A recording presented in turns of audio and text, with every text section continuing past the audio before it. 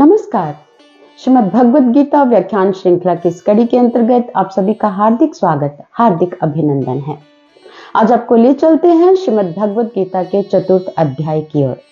और चतुर्थ अध्याय के प्रारंभ में भगवान श्री कृष्ण उसी पुरातन योग की महिमा का व्याख्यान कर रहे हैं और अर्जुन से कहते हैं, इमं विवस्वते योगं प्रोक्तवान अहम अव्ययम विवस्वान मनवे प्राह मनुरिक्ष्वा कवे ब्रवीत एवं परंपरा प्राप्तमिमं राजर्षयो विदुः स काले नेह महता योगो नष्टः परंतपा। हे परंतप, मैंने तुझे जो पुरातन योग कहा है वो सृष्टि के प्रारंभ में मैंने विवस्वान को दिया और विवस्वान ने मनु को दिया और मनु ने आगे इक्ष्वाकु वंशीय राजा को दिया और इस प्रकार ये एक से एक दूसरे के अंदर दूसरी की पीढ़ी में चलता गया और बीच में कुछ काल की वजह से, कुछ काल प्रेरणा की वजह से ये लुप्त हो गया। अब वो ही ज्ञान मैं तुझे फिर से देने जा रहा हूं। अब ये प्रश्न पैदा होता है कि भगवान ने सृष्टि के प्रारंभ में ये ज्ञान सूर्य को दिया। ये आप लोगों के मुख से गीता व्याख्यान के अंतर्गत यही सुनते आ रहे हैं। सूर्य को दिया, ये सूर्य जो आकाश में अपने प्रकाश से सबको प्रकाशित कर रहे हैं, क्या भगवान ने इनको ज्ञान दिया? नहीं। यहाँ विवस्वान का मतलब ये सूर्य नहीं है जो आकाश में प्रकाशित हो रहे हैं। यहाँ विवस्वान से मतलब है कश्यप और अदिति की संतान जो हुई उसको विवस्वान कहा गया, क्योंकि अदिति भगवान सूर्य की भक्त थी और भगवान सूर्य से उसने एक अनूठा पुत्र प्राप्त करने के लिए कठोर तप किया और सूर्य भगवान की कृपा से, सूर्य देव की कृपा से उसके यहाँ जो संतान हुई वो विवस्वान के नाम से प्रसिद्ध हुई। और भगवान श्री कृष्ण जी ने यह ज्ञान उस कल्प में, जब भगवान पहले भी अलग अलग रूपों में धरती पर अवतरित होते रहते हैं, उस समय जब भगवान प्रकट हुए तो उन्होंने कश्यप और अदिति के पुत्र विवस्वान को ज्ञान दिया। लेकिन बहुत से व्याख्याकार इसे सूर्य कह देते हैं। ये सत्य है कि विवस्वान का एक अर्थ सूर्य भी होता है, लेकिन यहाँ भगवान का प्रयोजन कश्यप अदिति की संतान विवस्वान से है। और विवस्वान ने आगे ये अपना जो ज्ञान प्रभु से पाया वो किसे दिया? विवस्वान का जब विवाह संज्ञा से हुआ तो उनके घर में जो पुत्र हुआ वो वैवस्वत मनु के नाम से प्रसिद्ध हुआ।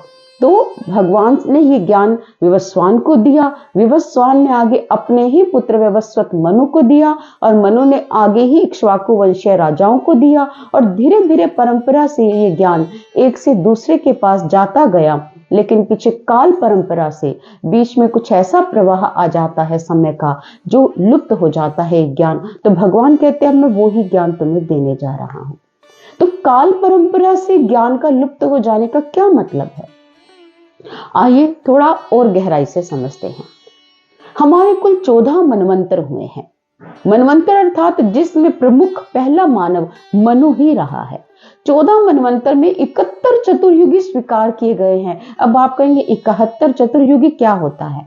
सतयुग, त्रेता, द्वापर और कलिकाल, ये 4 युग हैं और उसके बाद एक प्रलय होती है। ये 4 युग अपने आप को दोहराते हैं और जब 71 बार ये घटित होता है तो इसे 71 चतुर्युगी कहा जाता है। उसके बाद दूसरा मनवंतर शुरू होता है। हर मनवंतर में एक नया मनु जन्म लेता है और इस समय भगवान जो बात बता रहे हैं कि मैंने ये विवस्वान को ज्ञान दिया, ये वैवस्वत मनवंतर की बात है।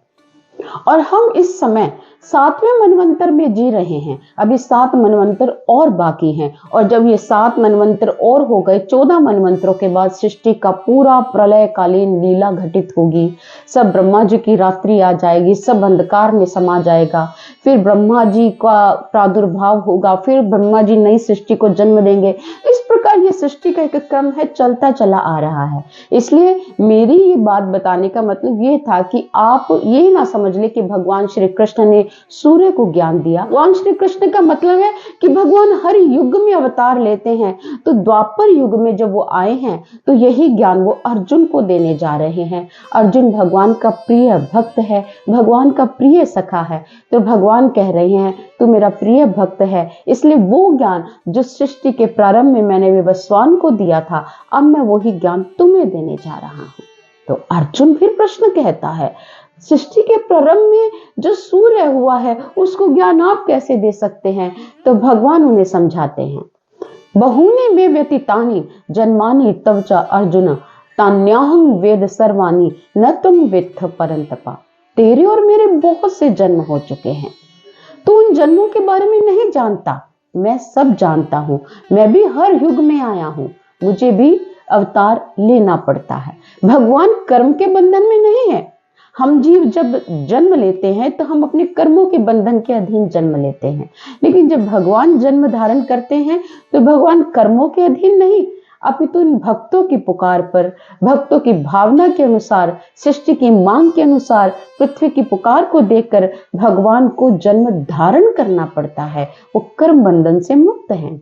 अजो अपि सन व्यायात्मा भूतानामीश्वरो अपि सन प्रकृतिं स्वामधिष्ठाय संभवाम्यात्म मायाया। मैं अपनी संपूर्ण प्रकृति को अपने अधीन करता हूँ और फिर अपनी ही योग माया से जन्म धारण करता हूँ। मैं किसी बंधन में नहीं होता, लेकिन मैं योग माया के द्वारा जन्म धारण कर लेता हूँ। यदा यदा हि धर्मस्य ग्लानिर्भवति भारत अभ्युत्थानम् अधर्मस्य तदात्मानं सृजाम्यहं परित्राणाय साधूनां विनाशाय च दुष्कृतां धर्म संस्थापनार्थाय संभवामि युगे युगे। जब जब धर्म की हानि होती है, अधर्म की वृद्धि होती है, साधुओं के परित्राण के लिए, दुष्टों के विनाश के लिए मैं हर बार इस धरती पर जन्म धारण करता हूं, अर्थात भगवान का अवतार होता है।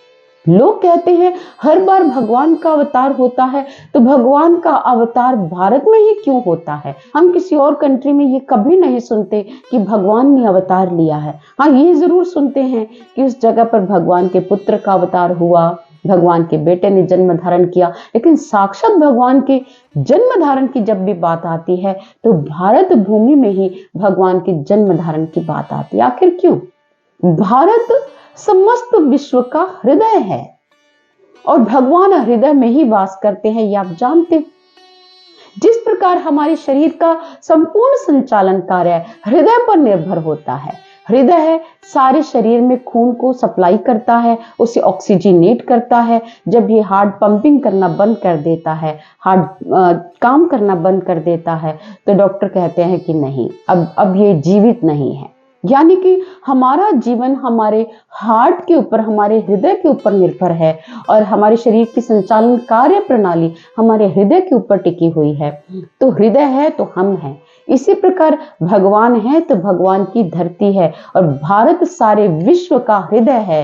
यही वैश्विक संस्कृति की जन्मस्थली है, यहीं पर सारी संस्कृति पलती है, यहीं पर मानवता का एक विराट स्वरूप दिखाई देता है। ये वो भूमि है जो सारे संप्रदायों को अपने भीतर स्थान देती है। ये वो भारत भूमि है जहां पर सारी संस्कृतियां आके फलीभूत होती हैं। ये विराट संस्कृति को लिए हुए हमारी विश्ववारा संस्कृति आज भी जीवित है और आज भी जब जब सृष्टि पर संकट मंडराता है तो भगवान अपनी अवतार स्थली भारत को ही चुनते हैं।